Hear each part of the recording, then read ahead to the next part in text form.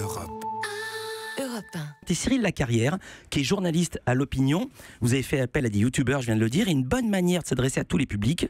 Sauf que, plutôt, en plus de ça, ces youtubeurs sont également de sacrés bonhommes d'affaires. Cyril Lacarrière, vous allez nous parler de ce business florissant. Bonjour à tous. Tout commence dans une chambre d'ado, un smartphone, une bonne idée, moteur, action.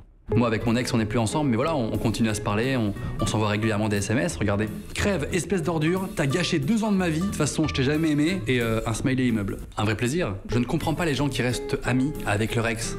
Norman Tavo, c'est un des pionniers des vidéos faites maison en France. 10 millions de personnes le suivent sur YouTube. 10 millions, et ce n'est pas pour rien que France 2 a pensé à lui pour participer au Téléthon.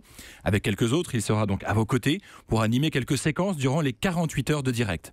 Avec Cyprien, qui dépasse lui les 11 millions d'abonnés, Norman fait partie de ces stars de la jeune génération qui ont transformé un hobby en lingot d'or. L'an dernier, avec un 3e youtubeur, ils ont revendu la société qui s'occupe de leur régie publicitaire. Résultat, 25 millions d'euros dans leur poche. Ça commence à être pas mal, mais c'est encore loin des fortunes amassées par leurs homologues américains.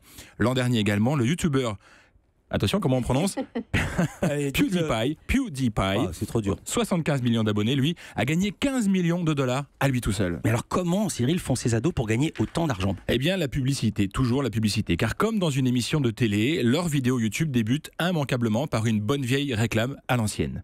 En fonction de leur notoriété, ils peuvent toucher 50%, voire 60% des revenus générés. Les Échos avaient calculé que Cyprien avait gagné 360 000 euros en un an, rien qu'avec de la pub. Ensuite, il y a le placement de produits. Beaucoup de marques veulent s'afficher dans leurs vidéos. C'est pour elles une bonne manière de toucher les plus jeunes, comme vous allez le faire pour le Téléthon. Évidemment, de la même manière que les marques payent pour apparaître dans un James Bond, elles payent pour être dans la vidéo d'un youtubeur.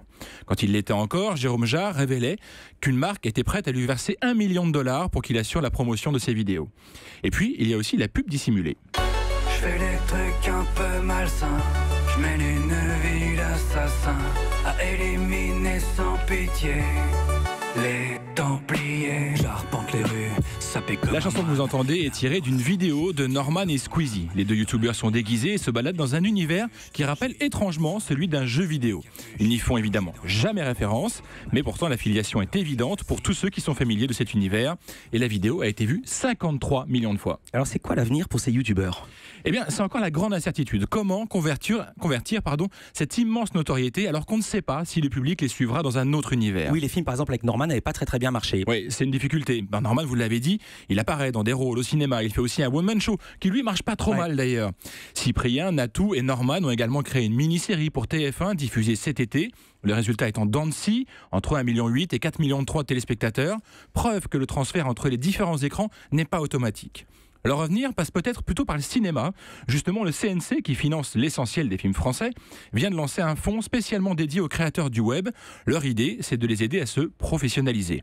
Au CNC, on parie là-dessus et on se dit sûr que le prochain Fellini se trouve dans cette fourmilière du web. Et oui, rien que ça. Ils ont peur de rien au CNC. Et puis il y a aussi la piste journalistique. C'est celle qu'explore Hugo Toussel, qui s'est illustré durant la campagne présidentielle en interviewant des candidats.